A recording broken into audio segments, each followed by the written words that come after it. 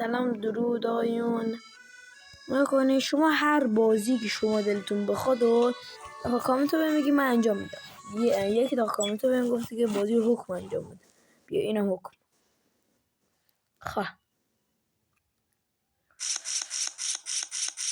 حاکم من بشم. های حاکم یارم شد. اشکال نبود یارم خود دل بزن.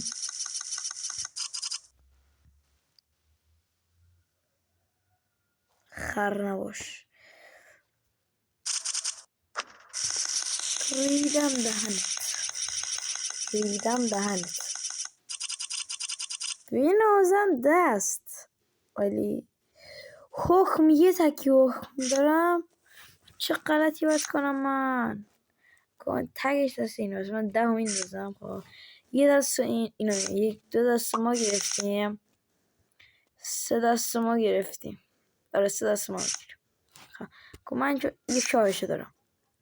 این نبره سلامت. ها خودش نبری گاو. ها خودش اینا خر نیستن. من میزنم بیبیه. بیبیه بعد دل بازی میکنه. تگ دل دارم من.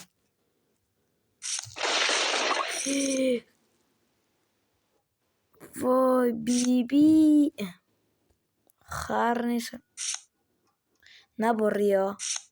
یس تمام. دست ما گرفتیم.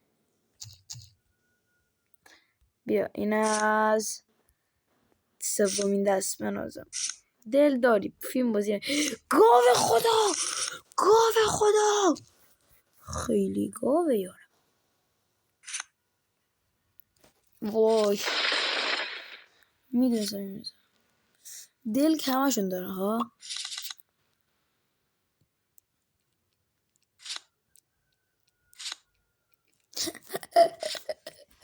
بفرما لیلی رجعش گلی خیلی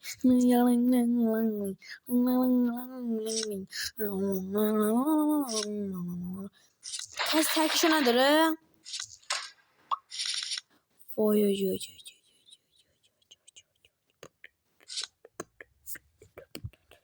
بالاتین عدم زدم داشت. این دست میباسی. 5 اینا گرفتم. ماشاءالله من از حکم ندارم. دستم خالیه. اینا بیا 5مین دست 6مین دستم اینا گرفتم. بردن دیگه. هر بازی که شما بگین و من انجام میدم بر شما. حالا از این بازی دارم. بنازم داداش ریدم تو دهنت. بیبی یا قرآن یه جور تو زده. بیا 7مین دستم کوفتتون بشه.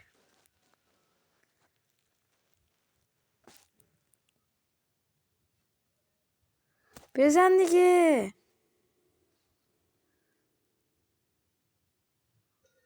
باختی میخوای چی بزن؟ بچه ها اینم از بازی تا بازی بعدی. خدا نگهدار.